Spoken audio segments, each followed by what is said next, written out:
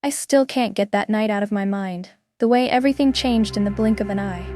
The way Nneka's eyes, always so bright, turned to stone. The way Emeka, who once looked like the perfect man, became a shadow of someone I didn't recognize. It was supposed to be a peaceful evening, a time to celebrate love. But something about it felt off from the start.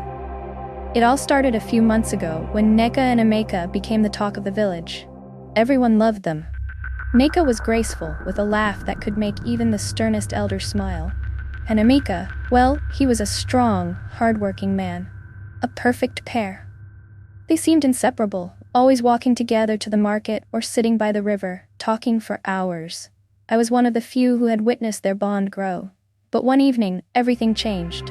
I was sitting with a few of the older women in the village square, gossiping as usual, when Nneka passed by. She looked different. There was something in her eyes, something I couldn't quite place. I couldn't shake the feeling that she was hiding something. "Did you see Nneka today?" one of the women asked me. "She's not herself," I agreed, but didn't say much. That night, as the sun sank and the moon hung low in the sky, I saw her again, this time at Emeka's house. Something was wrong. Nneka was standing by the door, looking out at the village like she was waiting for something, or someone. I decided to wait nearby, hidden behind a cluster of trees. I wasn't trying to spy, but I couldn't ignore the uneasy feeling in my chest. Then I saw Emeka walking toward the house, his face tense. He looked scared. They spoke in hushed tones as if they didn't want anyone to hear, but I could make out a few words. Nneka was telling him to leave. "Emeka, you have to go now," she whispered urgently. "They're coming." "Who is coming?" Emeka asked, his voice shaking. "I can't say, but if they find you here, we're both dead." Dead? What in the world was she talking about? I had never seen Nneka this afraid before. I watched as Emeka looked around nervously, his eyes darting from the path to the house. Then something caught his attention. A man was walking up the road. He was tall, with long dreadlocks and a red scarf wrapped around his neck. The man walked with such confidence that it sent a shiver down my spine. Nneka gasped and grabbed Emeka's hand. "Go! Now!" she ordered, her voice trembling. Emeka turned to leave, but the man caught sight of him. "You can't run from this," the stranger said, his voice cold. "It's too late." I felt like I was in a nightmare. Who was this man? And why was Nneka so terrified? Emeka hesitated, but Nneka pushed him. "Run, Emeka, run!" she screamed. I couldn't stay hidden any longer. I stepped out of the shadows, my heart pounding.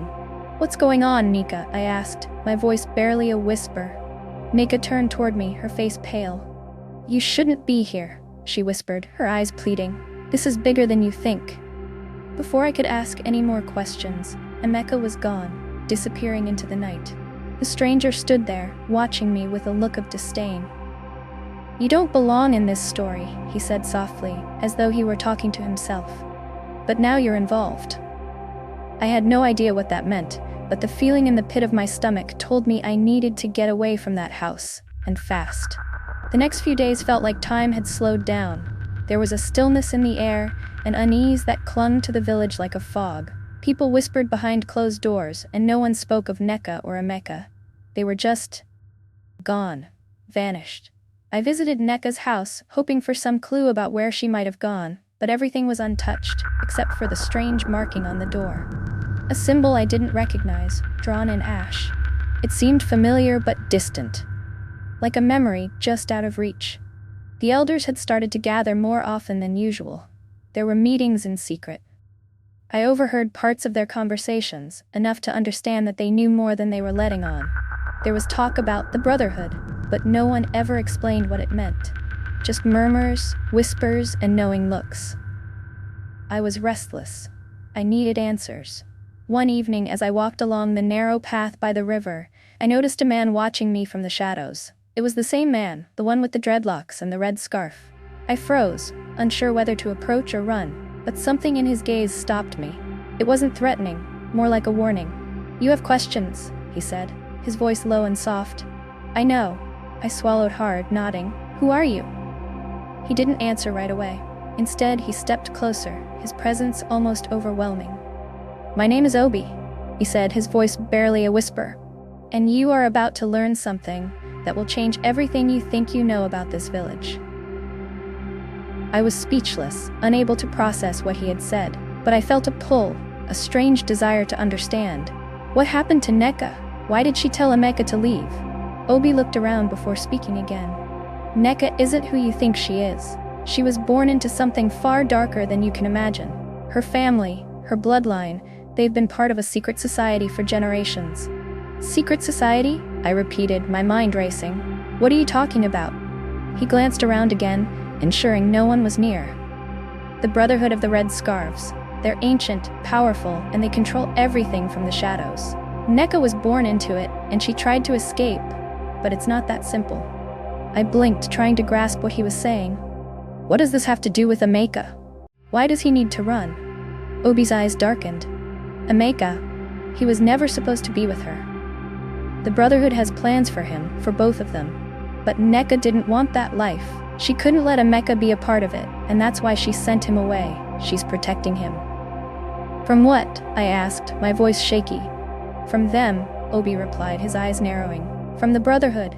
They have a dark ritual planned, one that requires two people, bound by love. But if Emeka stays, it will destroy him. And Nneka, she will be forced to do unspeakable things. I wanted to run. I wanted to scream, but I couldn't move.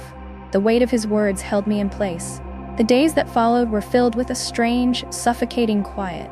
People began to act normal again, as if Nneka and Emeka had never existed. But I couldn't shake the feeling that something terrible was coming. The air felt thick, like the calm before a storm. I met with Obi again, desperate for answers. What do I do? How can I help them? I begged. Obi's eyes softened. There is nothing anyone can do, he said, his voice grim. The Brotherhood's power is beyond any of us. The only thing you can do is keep their secret. Keep quiet. The moment you speak of them, the moment you get too close, you will become a target.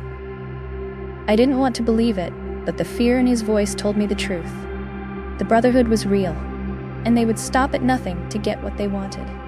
Weeks later, I caught a glimpse of Emeka. He was standing near the edge of the village, looking lost and broken. His face was gaunt, his eyes hollow, as if the weight of everything he had learned was too much to bear. I approached him cautiously, my heart pounding. Emeka, what happened? Where is Nneka? He turned to me. The mystery of Nneka and Emeka still lingers in my mind, and I know I'll never find peace until I uncover the full truth. The Brotherhood of the Red Scarves is a shadow that haunts this village, and Nneka and Emeka, they will never truly be free. I'll carry their secret with me forever.